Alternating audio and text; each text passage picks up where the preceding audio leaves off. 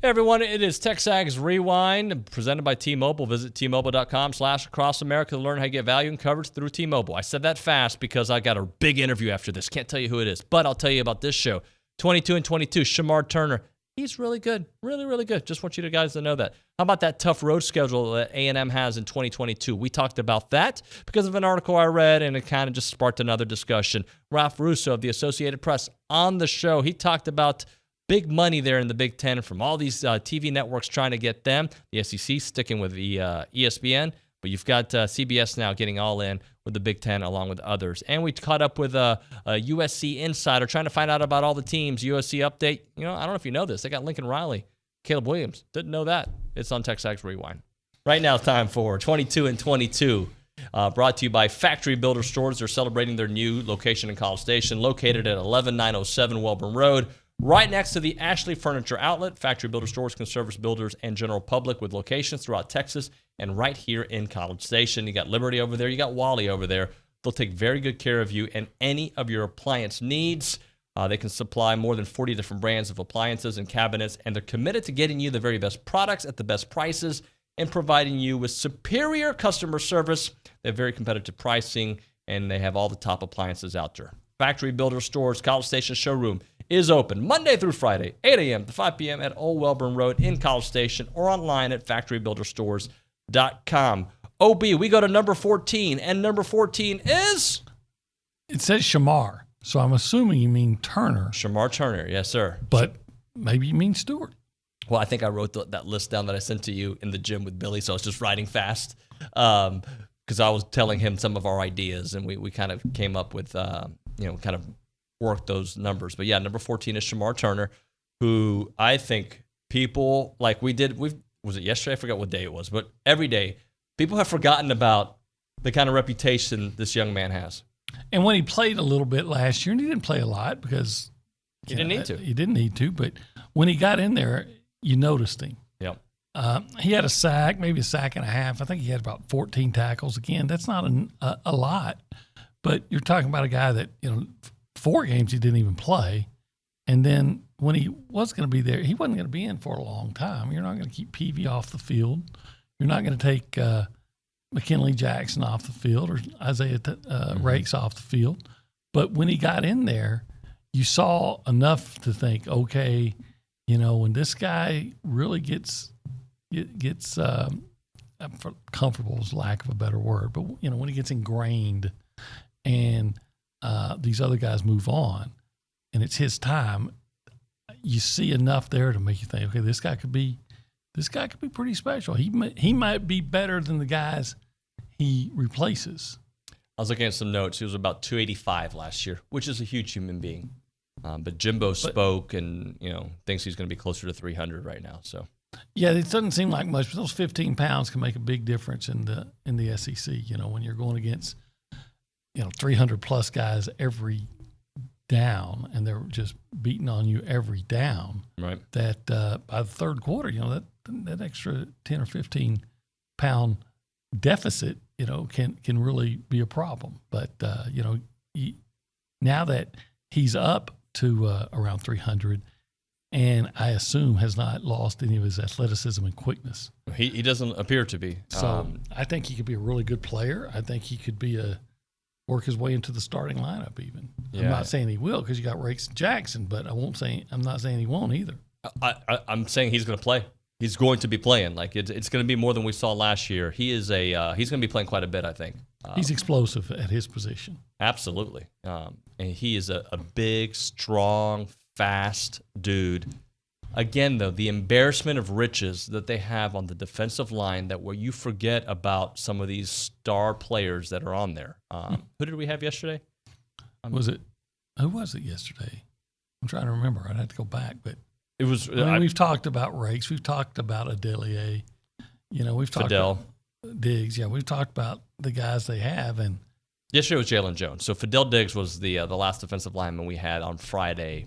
He was 16th yesterday. We did talk Jalen Jones. But again, another guy on the defensive line, and we ain't stopping either. They are, and like Walter Nolan was on the list, obviously. These numbers in 3 months are going to look different. Probably. And what's I don't know what if surprising is the right word, but what is maybe gratifying is the right word. There are guys that A&M signed a defensive line that aren't even close to being on this list. Probably wouldn't be on a top 30 list, and yet they would be the one of the crown jewels of a whole lot of other teams' recruiting class. Yeah. Yep. No doubt about that. Malik Silla comes to mind. Another such and I White. Who's looked really good, by the way. So your buddy Matt Hayes had a column on Saturday Down South about 22 questions he has for the upcoming season. And his 14th question was, who has the toughest road to the playoff? Okay, and his answer was Texas A&M. Even the games that should be easy look difficult, including a season opener against Sam Houston State, top seed in last year's FCS playoffs, and Appalachian State, a loaded group of 5 teams that won 10 games in 2021. Then there are SEC road games, Mississippi State, Alabama, South Carolina, Auburn, and a neutral site game against Arkansas, home games against Florida, LSU, and Ole Miss, and a non-conference game in College Station against Miami. Good luck, fellas. So we've been saying that for a while, that when you look at the schedule for A&M, it is harder than what people, like when they like to say, well, who are you guys playing outside of your SEC schedule? They're playing some teams. That's for sure. I still think it comes down to talent, and A&M will be more talented and better coached than everybody on their schedule, minus maybe Alabama. Well, and I always say, if you wanted it to be easy, you could have stayed where you were. Yeah.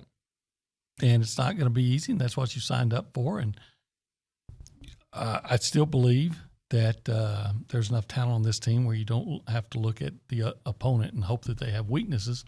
You just look at your own team and focus on the strengths. And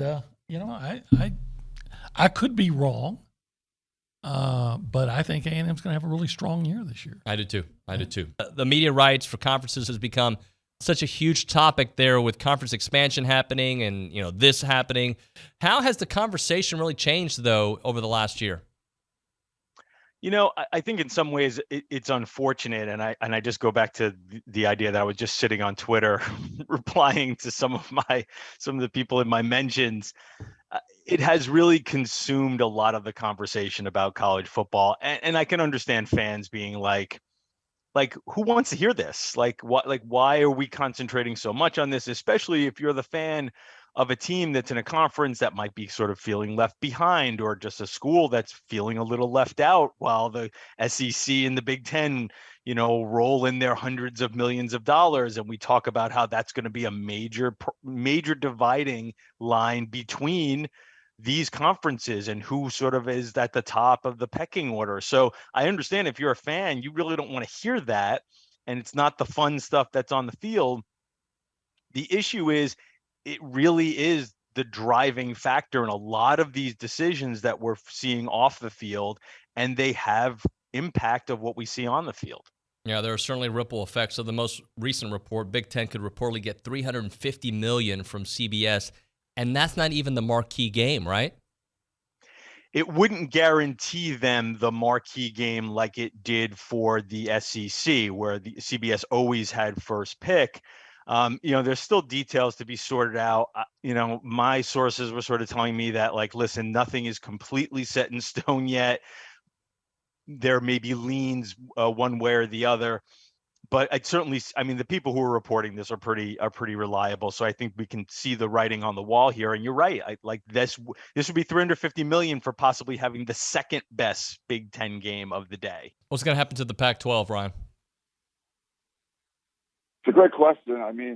I feel like they've stabilized the patient, similar to what the Big 12 did when Oklahoma and Texas left. And grabbing the best available programs, I thought was a smart move. There's just not those kind of options available right now for the Pac-12. So staying with 10 might be the way, but it's basically you're trying to fight off any kind of rating from the Big 12, any kind of future rating from the Big 10. But it seems like we're kind of going down that path. Maybe got a little good news when we hear about the Big 10 TV deal. If the reports are true that ESPN pulled out, then it feels like ESPN would have a little bit more incentive, I guess you could say, to kind of go after some of the Pac-12 properties. And late night games secured for those time slots. So it seems like things are getting a little better. Obviously, that initial blow of USC and UCLA leaving is huge.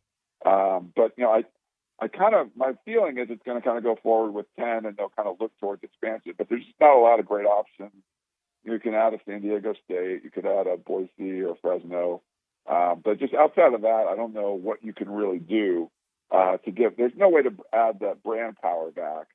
But, you know, you want to try to keep the conference together. And if there's no suitors for Oregon or Washington, that's going to be your best, the Pac-12's best option. So under that thinking, you don't see Stanford, Cal, or Oregon ending up in the Big Ten then, right? I mean, I think if the Big Ten wanted like Oregon or Washington, they would have taken them already. I think Stanford is the one that could go if they want to go as a partner with Notre Dame. And that's the one we're kind of waiting to see. But, you know, talking to Stanford, it'd be kind of silly for them not to go. But I could see Stanford turning that down just because the whole college football landscape is changing. You know, places like Texas A&M, they're playing the game, right? They're figuring this out, how this is going to work. Stanford doesn't seem to want to, you know, go deep into the NIL stuff, get it to where players are getting significant money, things like that. So it seems like they would like the old model, and we're going away from that. So I could see Stanford kind of turning that down, and maybe, you know, they'll bring in an Oregon as a partner for Notre Dame if they end up wanting to switch and go to the conference. But that's the weird one. Stanford seems to be like they just want to keep their hands clean of this new college football world. But right now I think the rest of the Pac-12 is going to stay unless Notre Dame comes, and then I think Stanford would be the team, the program that they would look at first. Ryan, you've gotten to see Caleb Williams now at a few practices. Just is he the real deal? Is this going to be a great fit? He looks legit, guys. And we only get to watch the first, 20, 30 minutes of practice. But a lot of it's just the off-the-field stuff. We never heard from Caleb Williams his freshman year at Oklahoma until the bowl game after Lincoln Riley was gone. And, he went on Good Morning America. We've talked to him, numerous times. He seems like this polished, 19-year-old or whatever that's been in front of the media. Like he could take over, sit down at your desk or my desk and just kind of do our jobs, like right now. And which is amazing considering he was never even speaking to the media before. But, I mean, you want to see what he's able to do, but having the same offensive system, I think, is going to help him. But he's come in and just taken over a leadership role right away. He's been a Pied Piper. People are following him. I think he's a big reason why they've been able to change the culture as quickly as they have. So, we got to see him, out in the field performing, being a full-time starter from day one. But I've seen no indications to me that would say, wow, this is not going to work out. He just seems like the real deal from all aspects. All right. Like, comment, subscribe, then subscribe, comment, and like, all at the same time. Thank you so much for watching. We will see you guys on Wednesday.